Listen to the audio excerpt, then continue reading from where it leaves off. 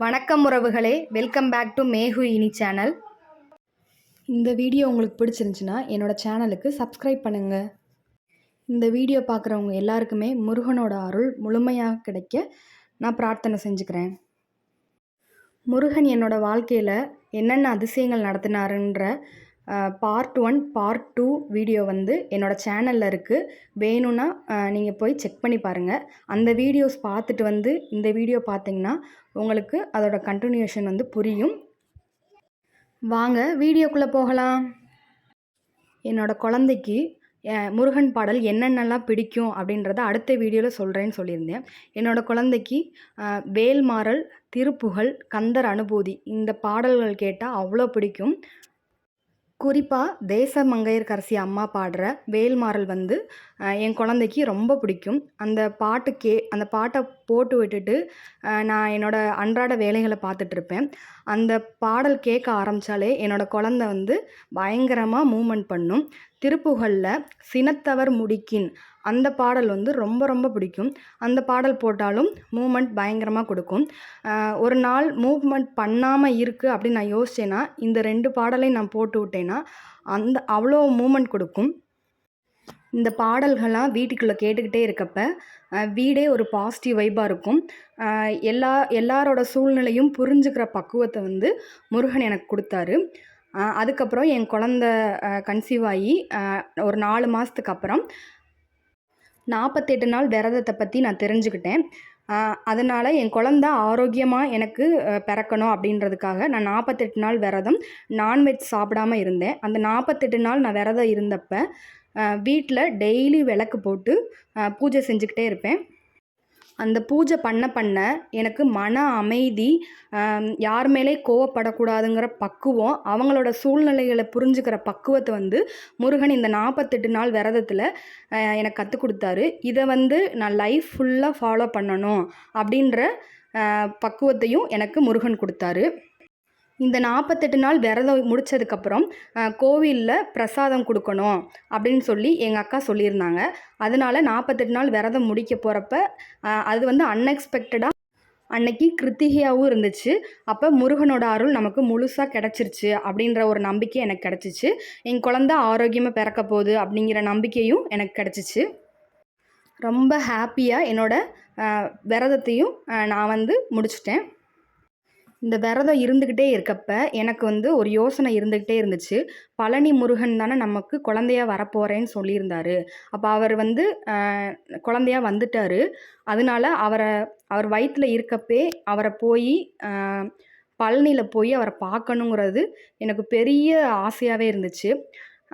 அதனால் எவ்வளவோ அடம் பிடிச்சி நான் பழனிக்கு போனேன். பழனிக்கு போகிறதுக்கு முருகன் எனக்கு நிறைய வழி அமைச்சு கொடுத்தாரு. காரில் தான் போயிருந்தோம். போயிட்டு அங்கே போகிறதுக்கே மணி 12 ஆயிடுச்சு. நாங்கள் பழனிக்கு போன அன்னைக்கு சரியான மழை. ரோப் காரில் போகலாம் இல்லை ட்ரெயினில் போகலாம் அப்படின்னு சொல்லிட்டு நாங்கள் 2 இடத்துலையுமே போய் வெயிட் பண்ணிகிட்டே இருந்தோம். வெயிட் பண்ணி மணி 2 ஆச்சு. அந்த கூட்டம் மூவ் ஆகவே இல்லை. இதில் முக்கியமாக என்ன சொல்லணுன்னா, நான் அன்றைக்கி காலையிலேருந்து நான் சாப்பிடவே இல்லை. நான் ப்ரெக்னெண்ட்டாக வேறு இருக்கேன். நான் காலையிலேருந்து சாப்பிடவே இல்லை. என்னோடய ஒரே நோக்கம் முருகனை எப்படியாவது நான் பார்க்கணும். அது மட்டும்தான் என்னோடய நோக்கமாக இருந்துச்சு. பழனிக்கு போய் அங்கே தெரிஞ்சவங்கள வச்சு சீக்கிரமாக ரோப் காரில் சீக்கிரமாக நமக்கு டிக்கெட் கிடச்சிரும். அதை வச்சு நம்ம மேலே வேகமாக போய் முருகனை சீக்கிரம் பார்த்துடலாம் அப்படின்னு நினச்சிட்டு தான் நாங்கள் போனோம். ஆனால் அங்கே போய் பார்த்தா எங்களுக்கு அந்த வாய்ப்பு கிடைக்கவே இல்லை. முருகன் என்னை பழனிக்கு போனதுக்கப்புறம் நிறையவே சோதிச்சார். எப்படி இந்த பிள்ளை நம்மளை முருகனை பார்க்குதுன்னு பார்க்கலாம் அப்படின்னு என்னை சோதிச்சாரான்னு எனக்கு தெரியலை. அதுக்கப்புறம் அந்த ட்ரெயினுக்கும் ரோப் காருக்கும் நின்றிருந்த டைம் வேஸ்ட் ஆயிடுச்சுன்னு சொல்லிட்டு திரும்ப எப்படியாவது படியிலையாவது நம்ம ஏறி போயிடலாம் அப்படின்னு சொல்லிட்டு நாங்கள் படி வழி ஏறுறதுக்கு போனோம்.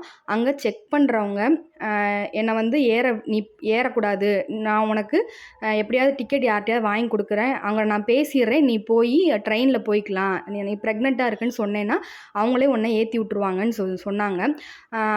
அப்போ வந்து எனக்கு வந்து எப்படியாவது முருகனை பார்த்துறணும், நம்மளை ஏற விட மாட்டாங்களோன்னு பயந்துட்டு, "இல்லை நான் போய்க்கிறேன், மழை வேற பெய்யுது, நீ வந்து ஏறக்கூடாது, எங்கேயாவது வலிக்கிரும்" அப்படின்னு சொல்லி என்னை எவ்வளவோ சொன்னாங்க.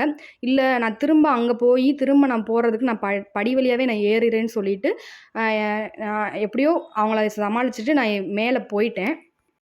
நாங்க யானைப்பாதை வழி தான் போயிருந்தோம். அதுக்கு போன வருஷம் இதே டைம்ல நாங்க போறப்ப என்னால சுத்தமா ஏறவே முடியல. பழனிக்கு போகணும் அப்படிங்கிற ஒரு ஆசையில தான் போனோம். ஆனா முருகன பத்தி அப்பலாம் எதுவுமே தெரியாம நான் போனது தான்.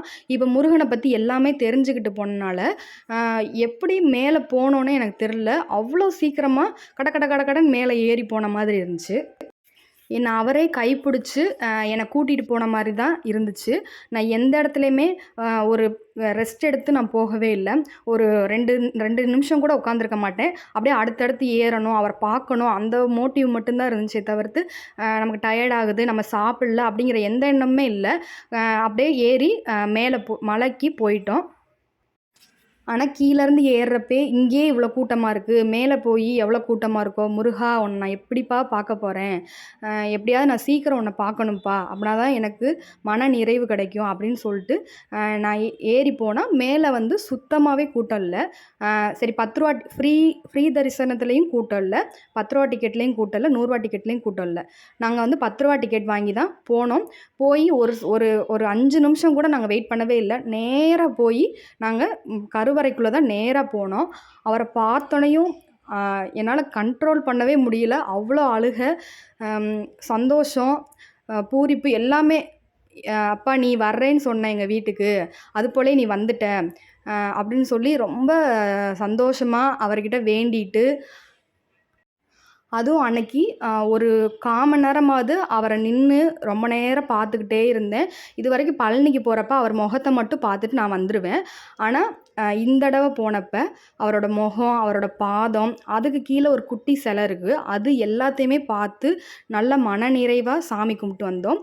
அது என்ன அலங்காரம்னு எனக்கு தெரியல. அப்போ அங்கே இருந்த பூசாரிக்கிட்ட இது என்ன அலங்காரம் அப்படின்னு கேட்டேன். அவர் வைத்தீகால் அலங்காரம்னு சொன்னார். நான் வந்து என் குழந்த ஆரோக்கியமாக இருக்கணும் அப்படின்னு நினச்சி நான் வேண்டி இந்த 48 நாள் விரதம் இருந்ததுக்கு நான் பார்த்த அலங்காரமும் வைத்திக்கால். அந்த வைத்திக்கால் அலங்காரத்தை பார்த்தா நமக்கு வந்து உடல் ஆரோக்கியம், நம்ம வீட்டில் இருக்கவங்க எல்லாருமே உடம்பு ஆரோக்கியமாக இருப்பாங்க அப்படின்னு சொல்லி சொன்னார். வெளியில் வந்து பார்த்தா ஒருத்தவங்க வந்து குழந்தைய காணோம் அப்படின்னு சொல்லி தேடிட்டு இருந்தாங்க. அப்போ ரொம்ப மனசே வந்து சங்கடமாயிருச்சு. அப்புறம் கொஞ்ச நேரம் அவங்க அந்த குழந்தையோட பேரை சொல்லி தேடிக்கிட்டே இருந்தாங்க. கடைசியில் பார்த்தா ஒரு திருநங்கை அக்கா தான் அந்த பையனை வந்து பிடிச்சி வச்சுருந்துருப்பாங்க போல். நாங்கள் வெளியில் வந்து ஐயோ அவங்கள பார்க்கவே இல்லையே, அவங்க எங்கடா இருக்காங்கன்னு சொல்லி அவங்கள பார்த்தா அவங்க இருந்தாங்க. "குழந்தை கிடச்சிச்சாக்கா?" அப்படின்னு கேட்டோன்னையும், "இருந்தாங்கப்பா, இவங்க தான் என் குழந்தைய பிடிச்சி வச்சுருந்தாங்க, நான் போய் கூப்பிட்டுக்கிட்டேன்" அப்படின்னு சொல்லி சொன்னாங்க. அவங்க வந்து கண்டிப்பாக முருகன் தான். முருகனை பார்த்த யாராவது மன கஷ்டத்தோடு அவர் போக விடுவாரா? அதனால் அவங்களும் சந்தோஷமாக தான் வீட்டுக்கு போனாங்க. நானும் ரொம்ப சந்தோஷமாக வீட்டுக்கு திரும்பி வந்தேன். இது எல்லாமே நடந்ததுக்கப்புறம் இத்தனை சோதனைகள்லேருந்தும் நீ என்னை வந்து நீ பார்த்துட்ட அப்படின்னு முருகன் நினச்சாரோ என்னமோ தெரில. அந்த கீழே அந்த அக்கா சொன்னதுக்கு யோசனை வந்து ரோப் கார் இல்லை, விஞ்ச்சு. அதுக்கு வந்து போய் கேட்ட உடனே நாங்கள் ப்ரெக்னெண்ட்டாக இருக்கோம் அப்படின்னு சொன்னோன்னையும் டிக்கெட் கொடுத்தாங்க.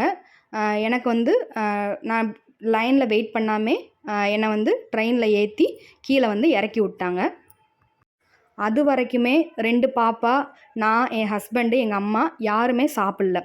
அந்த சாப்பிடணும், அந்த பசி, அந்த எண்ணமே இல்லை. இறங்கி வந்ததுக்கப்புறமும் அந்த எண்ணம் இல்லை. மனசு ரொம்ப நிறைவாக முருகனை பார்த்துட்டோம் அப்படிங்கிற நினைவில் தான் வந்தோம். நாங்கள் மலையில் ஏறிக்கிட்டு இருக்கப்ப மயில் சவுண்டு கேட்டுக்கிட்டே இருந்துச்சு. அந்த மயில் சத்தத்தை கேட்டுக்கிட்டே வந்து முருகன் நம்மளை கூப்பிட்றாருன்னு நினச்சிக்கிட்டே ஏறினால சீக்கிரம் ஏறினேனான்னு தெரில.